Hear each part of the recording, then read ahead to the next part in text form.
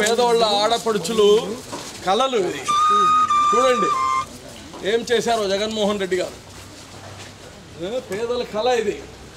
బ్రహ్మాండమైన ఇల్లులు చెట్లు మొలిచిపోయి ఇది శ్మశానం చేశాడు జగన్మోహన్ రెడ్డి. దీన్ని శ్మశానం. ఆడబిడ్డలు జీవితకాల కోరిక సొంత ఇల్లు ఉండాలనేది.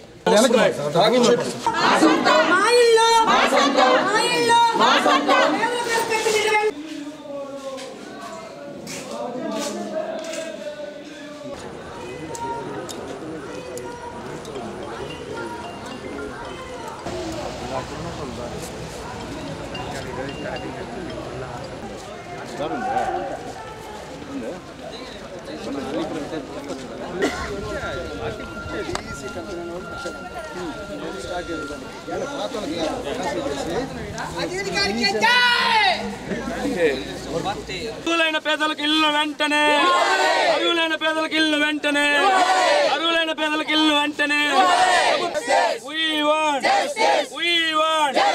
ఇదేమి రాజ్యం, ఇదేమి రాజ్యం, ఇదేమి రాజ్యం, ఇదేమి రాజ్యం. ఈ భారతదేశంలో ఉండే ఆడపడుచులు, పేద మధ్య తరగతి ఆడపడుచులు జీవితకాలం కోరిక ఏందండి? ఒక సొంత ఇల్లు ఉండాలి, సొంత గూడు ఉండాలి.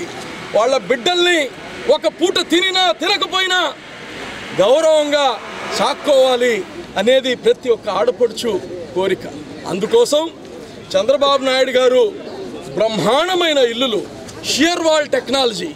ఈ షియర్ వాల్ టెక్నాలజీ ప్రపంచంలో ఇదేం వింత కాదు. ఇక్కడ ప్రపంచంలో అన్ని అభివృద్ధి చెందిన దేశాలు ఈ యొక్క షియర్ వాల్ టెక్నాలజీతో చేస్తాయి. ఎందుకు చేస్తారంటే జగన్మోహన్ రెడ్డి లాంటి దుర్మార్గులు ఉంటారని. ఆ 5 సంవత్సరాల లోపల పూర్తి చేయాలంటే ఫాస్ట్గా అయ్యే యొక్క ప్రక్రియ ఇది. ఖర్చు ఎక్కువ అయినా తొందరగా అయిపోతాయి.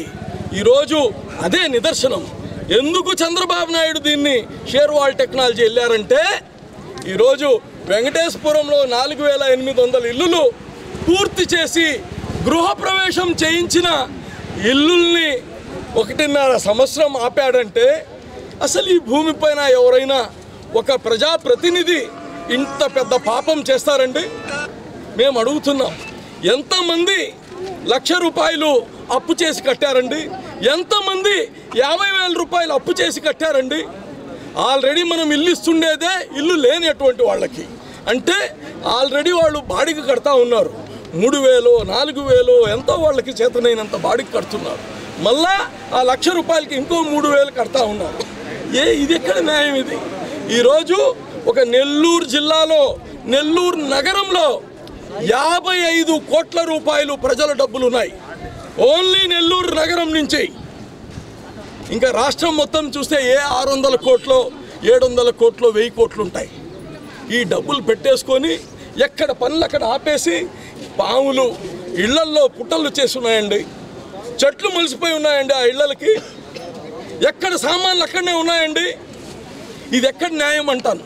ఏమైనా జగన్మోహన్ రెడ్డి ఇంట్లో డబ్బులా అయ్యి, జగన్మోహన్ రెడ్డి ఇంట్లో డబ్బులా అని అడుగుతున్నా నేను.